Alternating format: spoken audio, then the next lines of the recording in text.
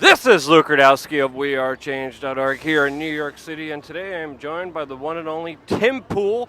And in this video, we are going to be discussing what is journalism, the latest CNN debacle, and of course, I think most importantly, the future of journalism. Now, Tim, I wanted to talk to you because you've been talking a lot about what is journalism, and I think it will be good to get your perspective.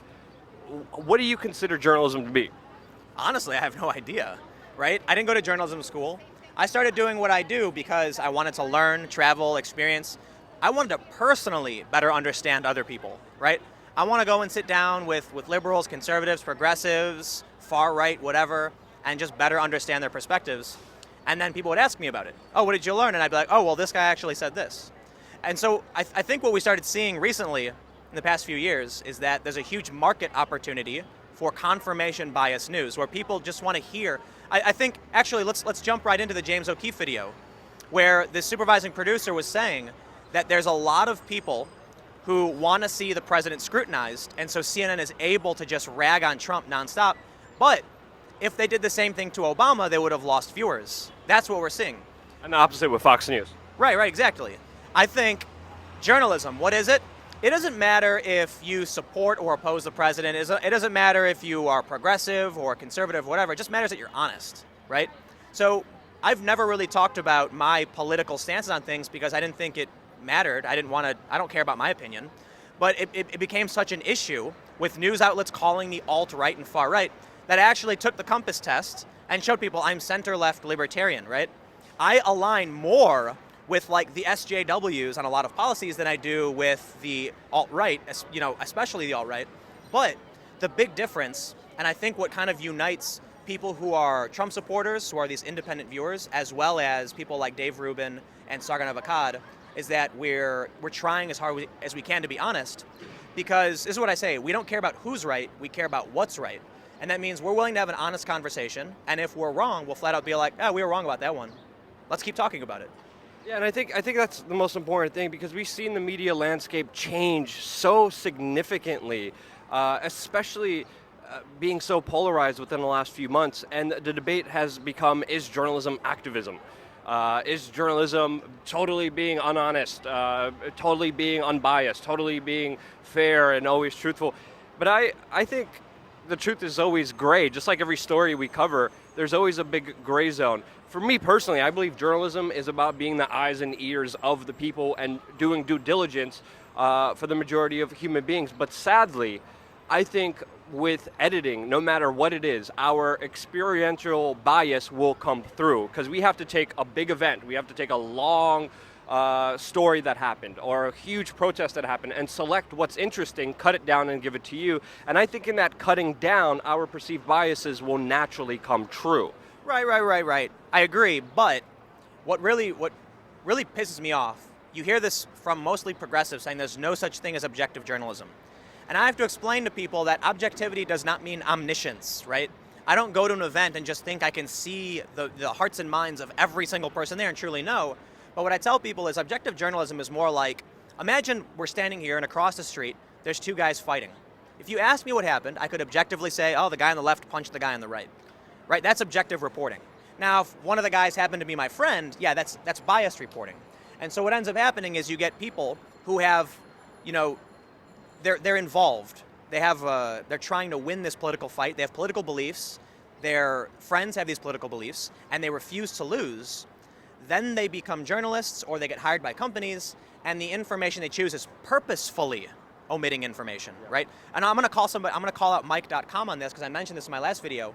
But in Janesville, Wisconsin, there was a woman who punched an old man in the face and then got pepper sprayed. Mike edited out the part where she punched him in the face. They did mention she punched someone in the face, but they cut the video so you can't actually see her do it. Yeah.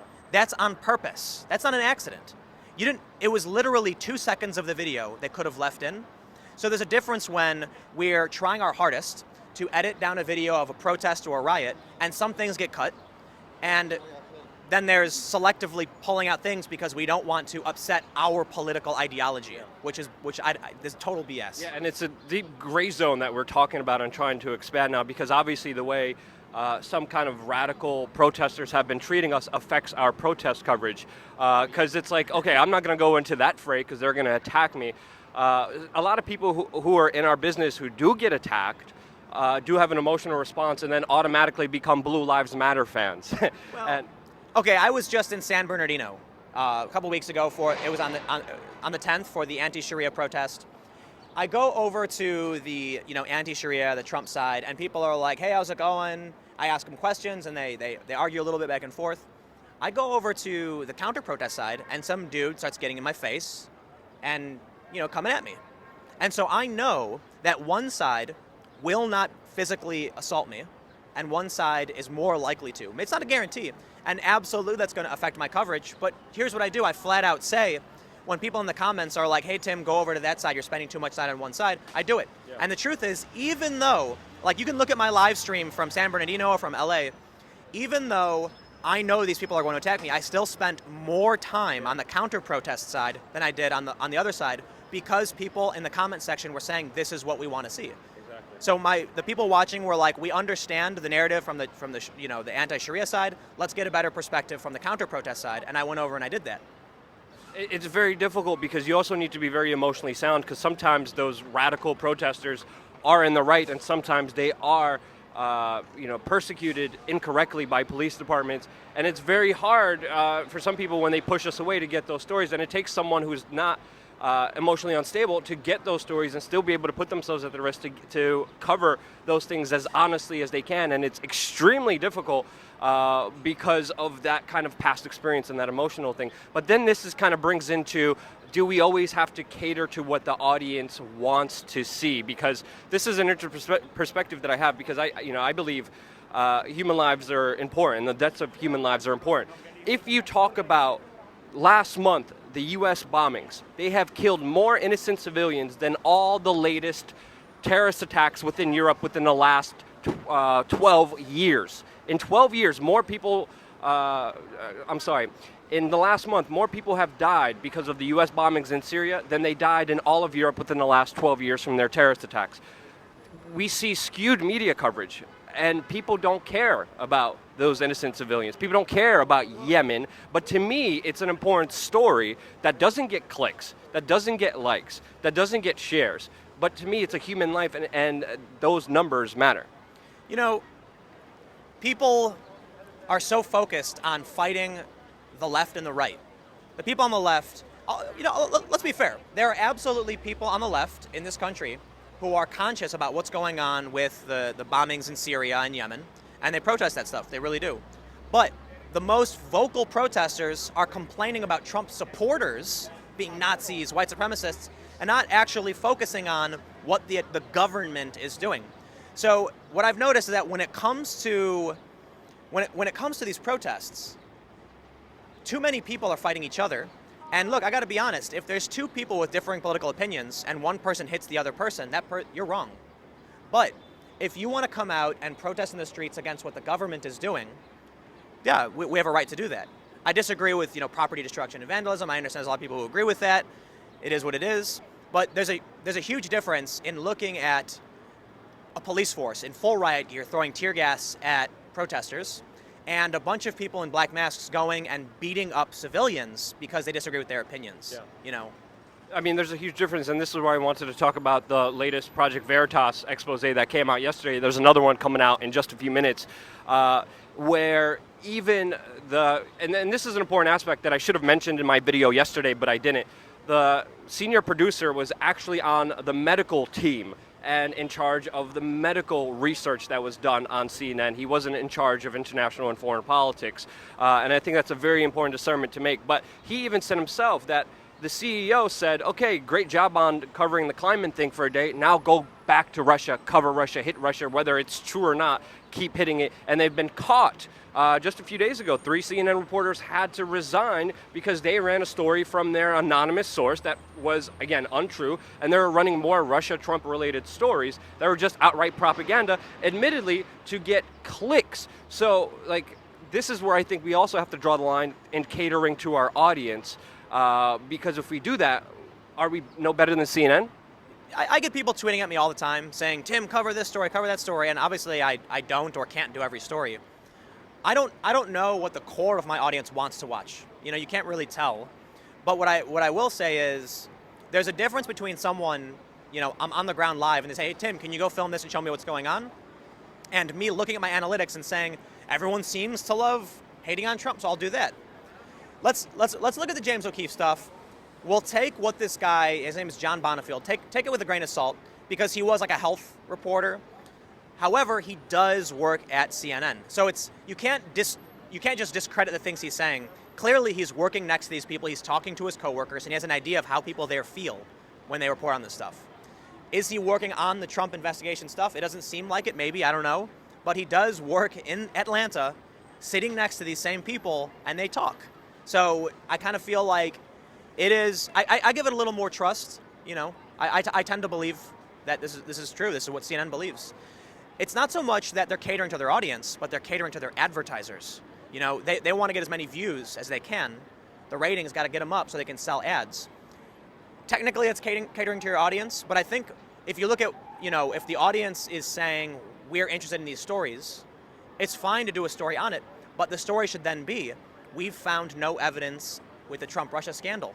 You asked us for coverage. We didn't find anything significant. Stay tuned. If we find anything, we'll tell you about it. But that won't get clicks, and Anderson Cooper won't be able to get his hair gel and his hair coloring dye that he uses. I heard he never washes his pants. Conspiracy theorist. No, that was on like a New Year's 2016 or something. They made a joke about it, and they said that he smelled like. I'm not trying to be a dick. They were like, your pants smell terrible, Anderson, and he laughed.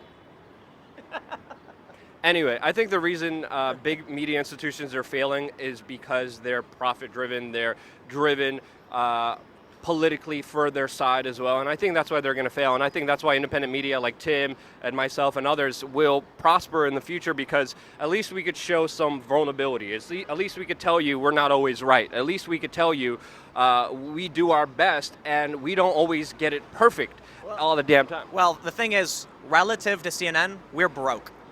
CNN's like, hey, we'll make $10 million if we rag on Trump for another 3 months. And I'm like, if I do anything crazy, I don't know. I have people on Patreon, and I don't know what they believe. So all I know is that if I produced garbage news, they would stop funding me, because I don't know what their politics are. So all I can do is hope that by being as honest as possible and trying to do the best I can continue doing this, as a career. I have the same point of view with a big slant against government and authority and the establishment, and that's my perceived bias, and you guys know it, and that's where I come from when I do my reporting. But what Tim brought up is a very important aspect. Yeah, there's not a lot of shekels in this, but we're doing this, and we do our best. We could shill for anti-Trump or Donald Trump and make a lot more money and have a lot more viewers, but that's not right. I used to work for a Disney company. Yeah, let's talk about money. This video is going to be called Tim Pool Exposed. Yeah, Tim Pool Exposed. Working for the Mickey Mouse. High-paying job, turns down high-paying offers to make a significantly less money, and because you know what, man? When you work for these big companies, every day when you know that they want you to push this BS narrative, and I refuse to do it, you get this pain in your chest. And it starts hurting worse and worse as time goes on, to where finally I was just like, dude, I can't do this. And you know what? I resisted a lot of it. And getting out of that, I'm just like, I'm free. I feel so good now. Meanwhile, I've been telling Tim before he started working for those companies not to do it. I told Tim, he's laughing because he knows this is the truth. I was like, Tim, don't do it. It's not worth your soul. Okay. I said the same thing. Okay. Occupy Wall Street. Occupy Wall Street. Occupy Wall Street. No. Occupy Wall Street ended, and you're like, oh, we got these offers. I got all these offers to work for these. I was like, never. It's not worth my soul. You're like, no, I'm going to do this. And I'm like, Tim, no. Okay. I'll say maybe a little naive on my part, but my argument was, I don't genuinely believe all these companies are evil. I still don't think they're evil. And I really didn't, what I assume they mostly do is they hire people who they think will say what they want them to say, not force people to say things. And that's wrong, actually. That's evil, and I'm keeping my soul. I get a lot of offers. Tim's independent, I'm independent. If you want to see our media organizations grow, and if you want to see us take over the mainstream media by doing their job better, you have to donate to our Patreons. So check out patreon.com/WeAreChange. Subscribe to this YouTube channel. Stay tuned for more real in-depth analysis news with us two imperfect individuals who will say we're wrong when we're wrong. Love you guys. Thank you again so much for watching.